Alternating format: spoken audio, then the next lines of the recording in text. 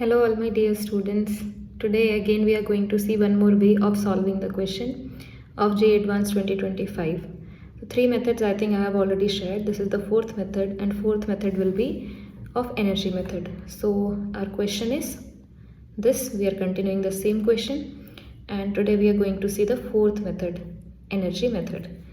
So for energy method, I would just draw the diagram here again. What exactly we do in energy method? We try to disturb the system from the equilibrium position, right?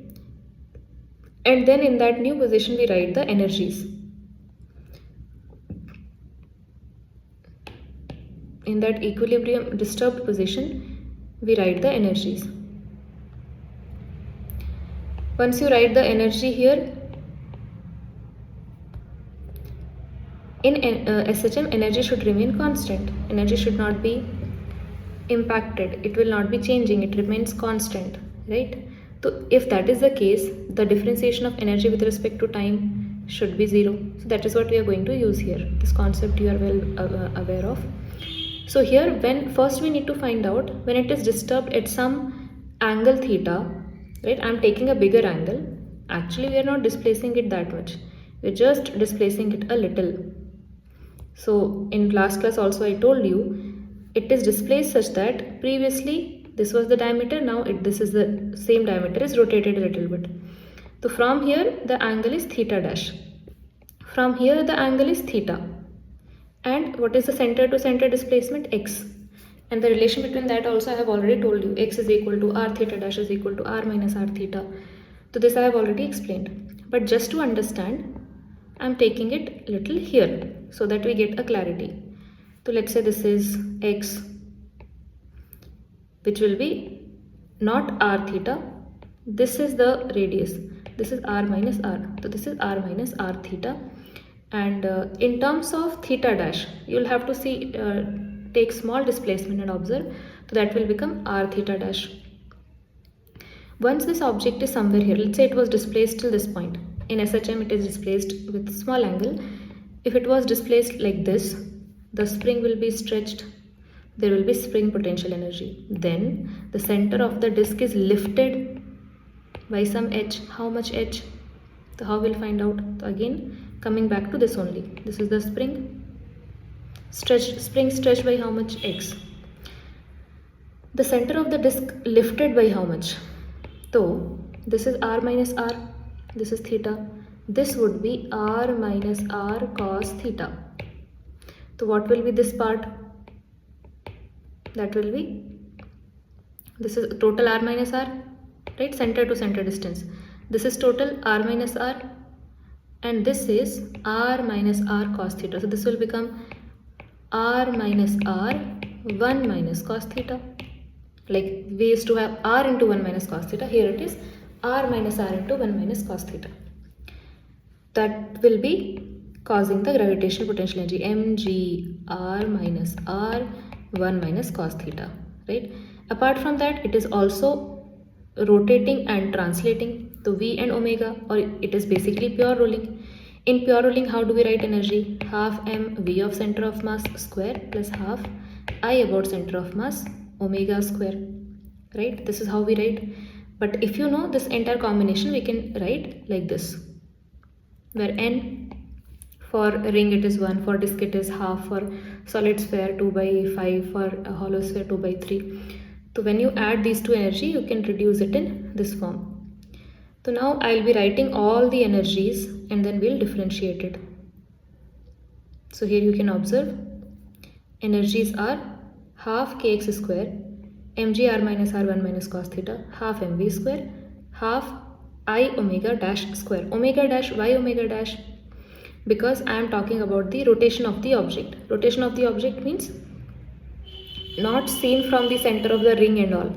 Rotation, the variable which are associated with the disk, those are theta dash, omega dash, alpha dash, right? So theta dash, omega dash, d omega dash by dt is alpha dash. Those are when we are taking with in the case of the disk, right? Theta dash. the angle theta is taken from the center of the ring. So now when I'll be writing omega, I'll be writing omega dash. What is the rotation, the angular speed about the center of mass? That is omega dash. Now writing the energy. The energy will be half kx square and all these terms. This can be reduced to this form, so that is half. For ring n is half. This becomes 3 by 2 mr square omega dash square.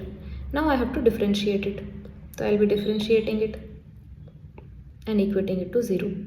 So before you write that, I know that this energy can be written as the x I am replacing as this. This will become r minus r square theta square plus mg r minus r 1 minus cos theta. That remains as it is, plus half this 3 by 2 mr square omega dash square. This I am differentiating with respect to time. So all this will be outside, 2 theta d theta by dt. Outside, differentiation 0, minus cos differentiation plus sine, again d theta by dt. Half 3 by 2 mr square as it is, 2 omega dash d omega dash by dt equals to 0. Now next what I have done, I have kept this term on one side and rest of the term on the other side. So here you can see in the next step, k into r minus r square theta d theta by dt. Here we have theta d theta by dt. Here we have sine theta, but for smaller angles I can write sine theta approximately theta if theta is approaching to 0. So that's what I have done here. This is theta d theta by dt, theta d theta by dt outside. Right? What remains? K r minus r square mg r minus r, and because it was taken on the other side, there is a minus I have written. Equals to, this remains the same side. So 1 by 2, 3 by 2 mr square, 2 cancel, omega dash d omega dash by dt. So this 3 by 2 mr square. Now what I have done, this omega dash, see this side I have theta, this side I have omega dash. Theta is taken from the center of the ring. Omega dash is taken from the center of the disk. So either convert this into theta dash or convert this into omega. Right? Both you can do. I have taken any one of the case. So from here you can observe that omega dash and d omega dash by dt. Omega dash I can write as r minus r by r into omega, and d omega dash by dt I can write as r minus r by r into d omega by dt. That I have replaced here. So first omega dash and d omega dash by dt converted in omega and d omega terms. From here whatever cancels, cancel it.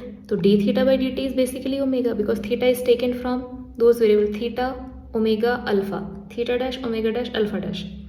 So this is cancelled, r square is cancelled. So now if you just rearrange, first observe how the equation is forming finally. So if you see this side, you have, what is d omega by dt? It is double differentiation of theta, right? Double differentiation of theta. That is turning out to be, and into we have 3 by 2 into m into r minus r square. Just I will be taking it on the other side.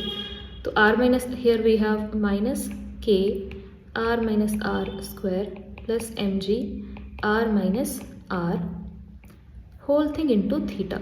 Now you can see this is of the type d square theta by dt square is proportional to minus of theta. Just rearrange it. Bring this in denominator.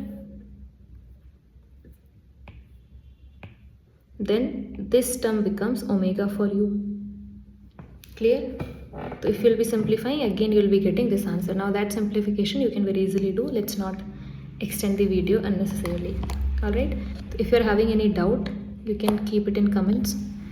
Slowly maybe I will be sharing my contact number. So for any doubts, you can share me your doubts and I will be recording the solution and upload it here. If I have time, I will be directly explaining you the solution live. Okay, so let's keep preparing and let's keep the fire on for the upcoming exams. Okay, bye bye. Thank you.